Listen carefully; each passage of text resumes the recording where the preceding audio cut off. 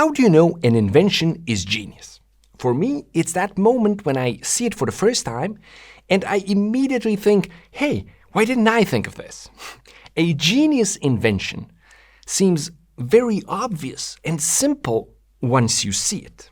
And once you see it, you can't unsee it ever again.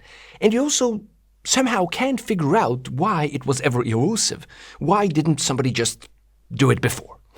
Today we're going to talk about just one such invention, the RevForce engine from Alpha Otto Technologies, which is a ultra-powerful, clean, and efficient two-stroke engine. And to understand how it works, we first, of course, must understand what makes a conventional two-stroke engine great and also what makes it not so great. You see, a two-stroke engine is the best engine ever.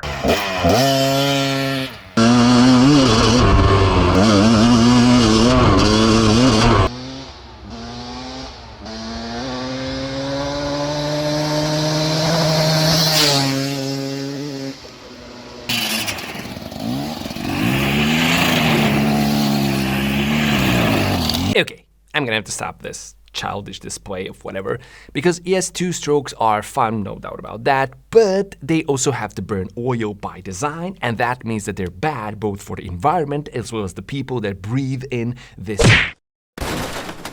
There's no way that something that smells this good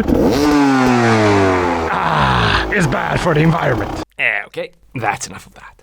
Two-stroke D4A is a bit, so don't take him too seriously. That being said, he does have a point. And two-stroke engines are indeed very fun. They're very fun because they're extremely power dense. And they're capable of this very impressive power density because they use both the area above and below the piston. In a reciprocating piston engine, one stroke equals 180 degrees of crankshaft rotation.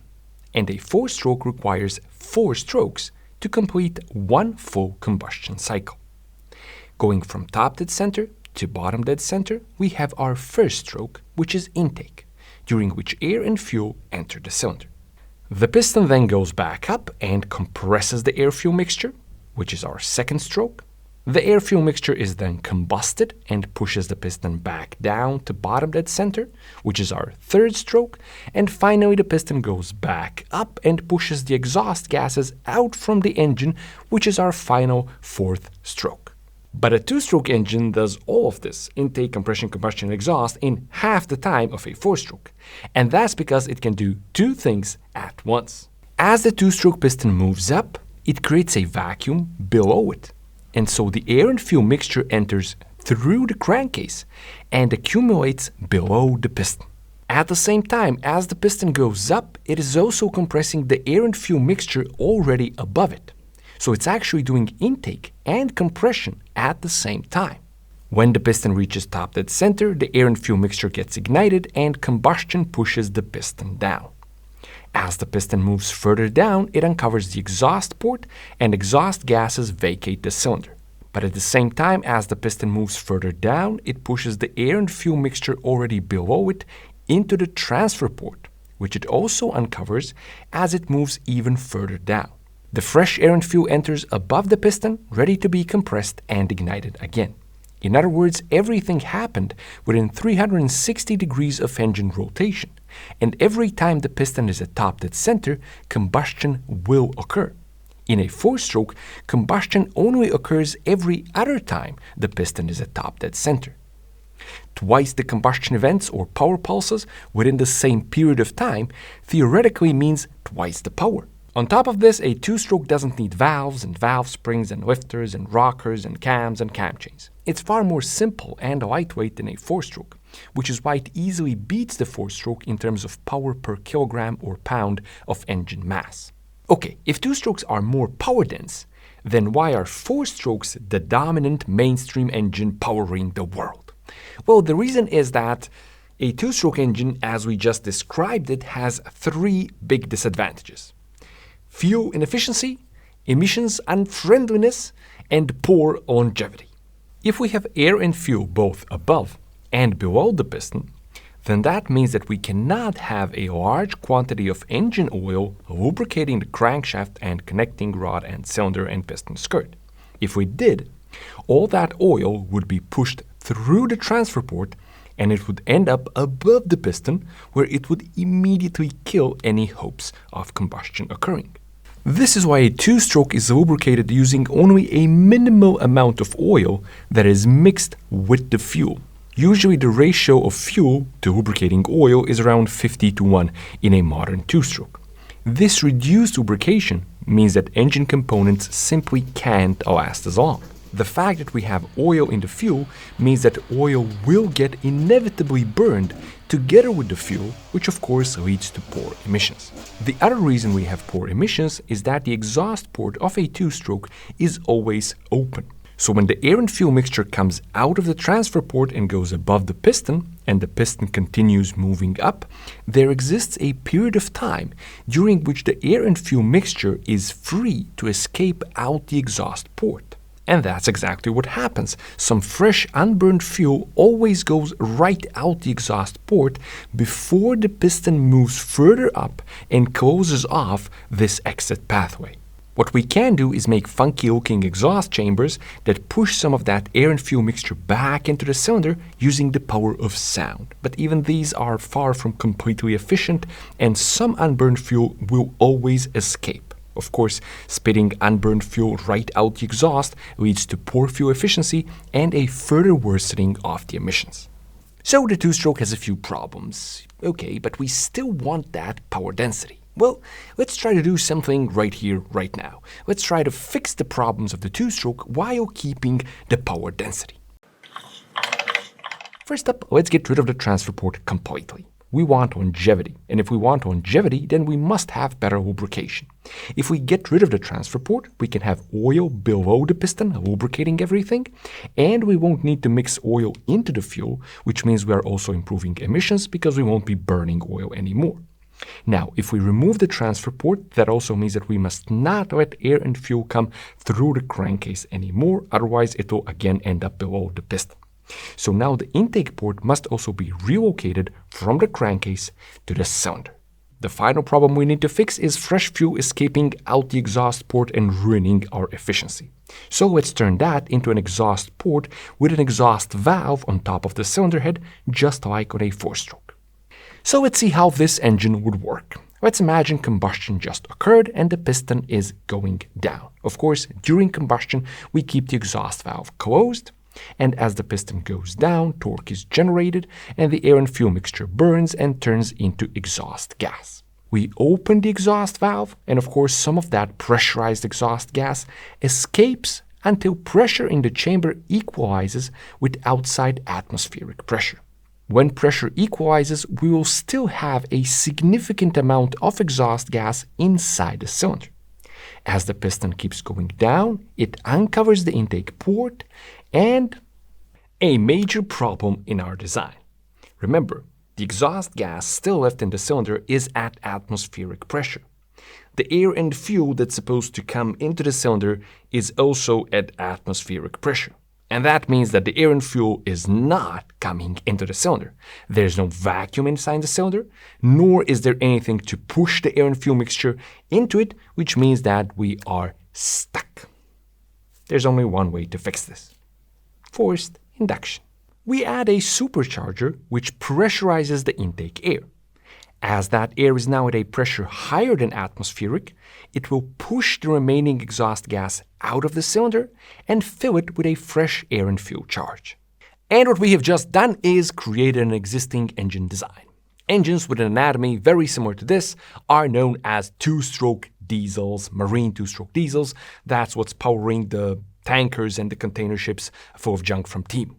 It's not a bad design, it definitely has its purpose, but for us it's a mission failed, because remember, at the beginning of this video we wanted to fix the problems of the two-stroke, emissions, longevity, fuel inefficiency, while retaining power density.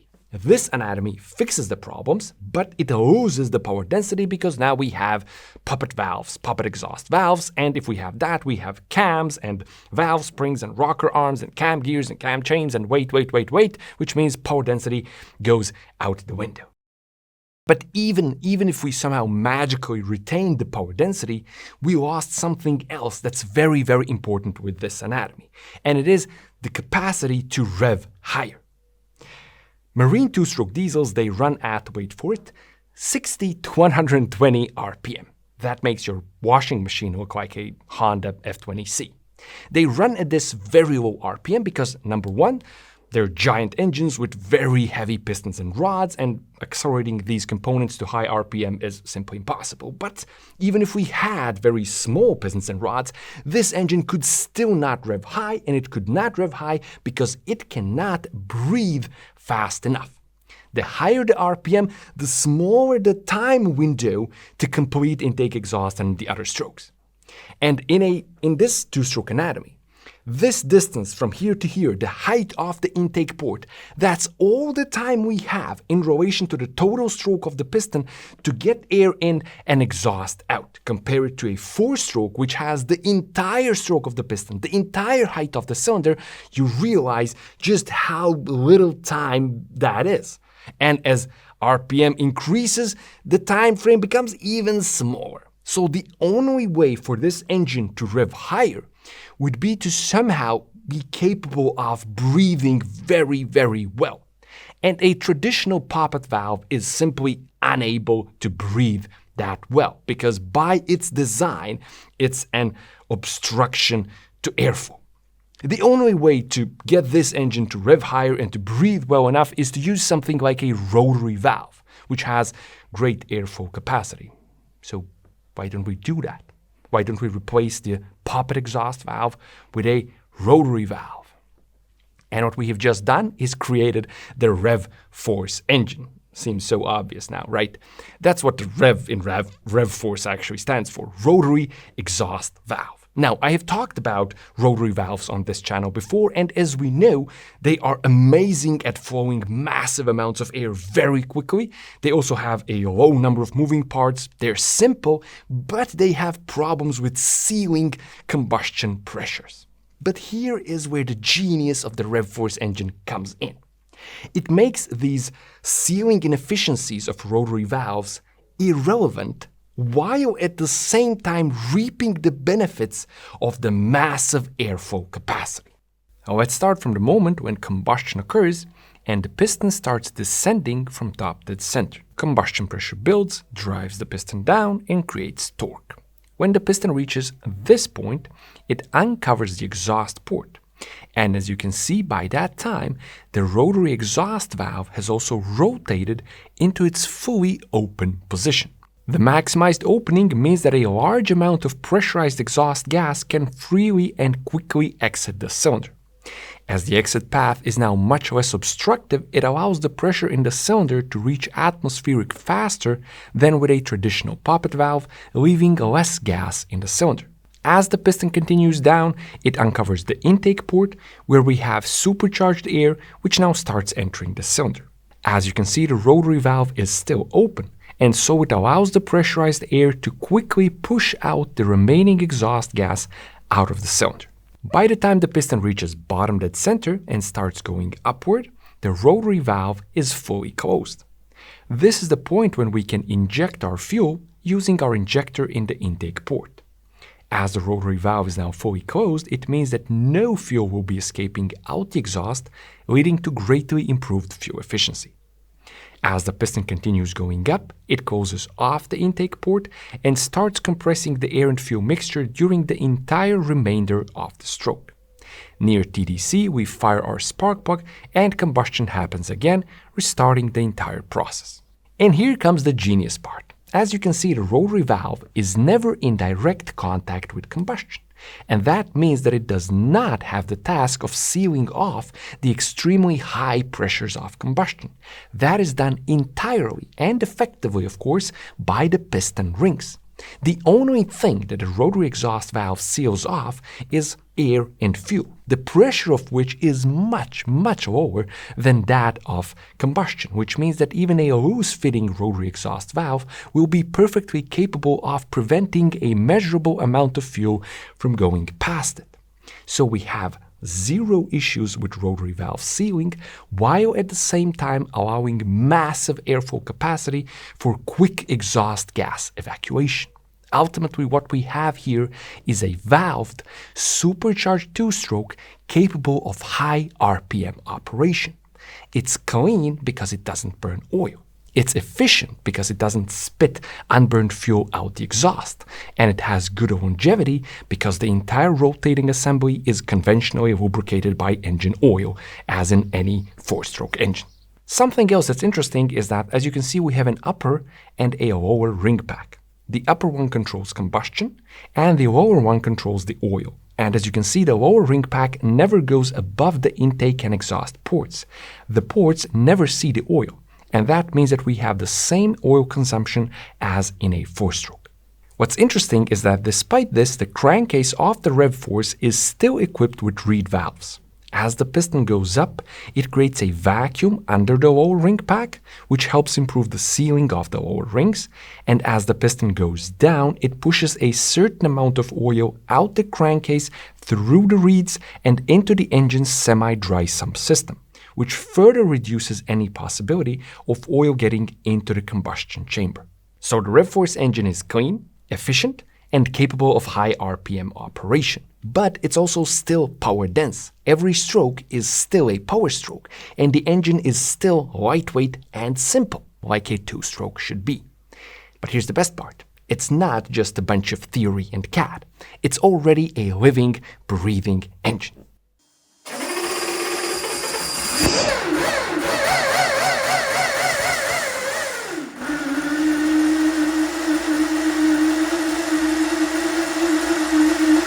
Now, before you type in swap it into a Miata, let me stop you right there, because no, you cannot go out and buy a RevForce engine.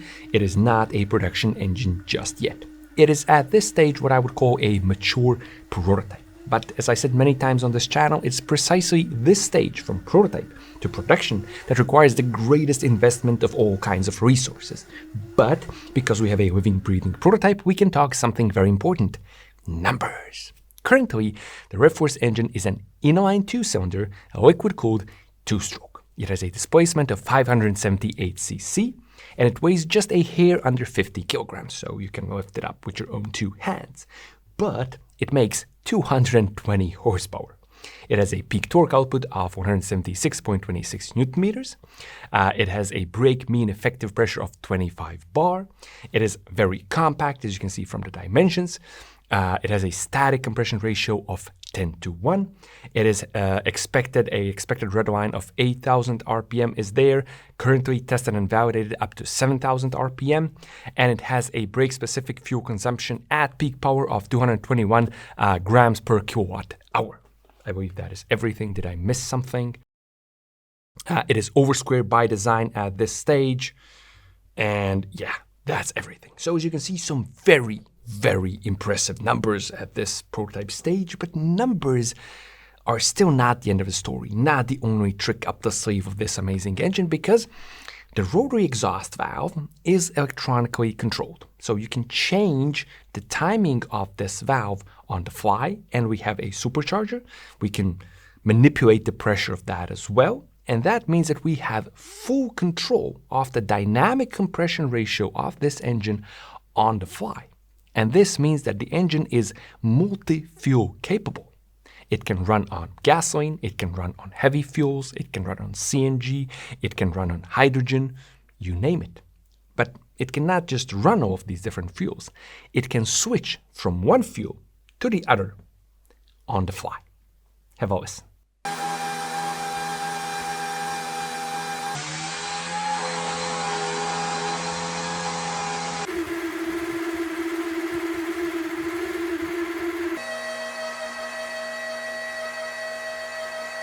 Okay, so it's too good to be true.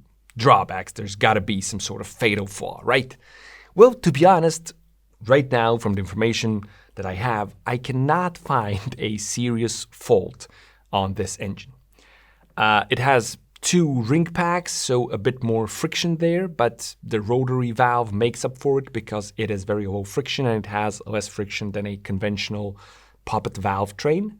So we also have the benefit of not needing complicated exhaust shapes like conventional two-strokes because we have a rotary exhaust valve. You could say that, okay, it needs a supercharger to run, but naturally aspirated engines are kind of dead, so whatever you compare it to nowadays, if it's relevant and modern, it probably has forced induction. Pretty much everything has a turbo nowadays. So even if it has a supercharger, not really a, some sort of major flaw. So it is still more power, much more power dense than your typical 4-stroke. It is more lightweight, and it's not dirty. So yeah, I've been reviewing novel engine designs on this channel for a pretty long time. And to be honest, this is one of my absolute favorites so far, because it sort of tries to give the 2-stroke engine a future. And as you've probably noticed, I'm kind of partial to 2-strokes. I love them because the first time I experienced the power delivery of a 2-stroke, I was hooked. It's something you really can't put into words. You gotta experience it yourself to see what I'm talking about. Anyone who has knows what I'm talking about. And I think the anatomy of a 2-stroke engine is genius, and I think that it deserves a future and should not be discarded. And that's what the RevForce engine does. And what I like about it is that it does it in a not pipe dreamy way. It uses conventional components, stuff that can be easily replicated and made. It doesn't need some sort of weird, novel, cutting-edge anatomy that would require millions upon millions upon millions just to create a proof of concept. Which is why I really hope that this engine does get to see production. Now, the project has been currently, up to this stage, financed exclusively by a small research grant and out of pocket by the inventors of the engine, John Kurzaminski and David Dussault. But bringing it to the final stage, to mass production, is of course impossible without a further much, much larger investment. So, in case you're somebody who's a bit of a petrolhead, maybe even a 2-stroke enthusiast, and you're at the same time sitting at the helm of a giant hedge fund or obscene personal wealth or something along those lines, then I suggest you go down to the video description or the pinned comment, you check out Alpha Otto Technologies, get in touch with them, and you strike some sort of mutually beneficial deal, and we all get access to this fun engine. Yeah, I really hope that happens. I hope you enjoyed this one. That's pretty much it for today. It was a very fun one for me. Yeah. As always, thanks a lot for watching, and I'll be seeing you soon with more fun and useful stuff on the D4A channel.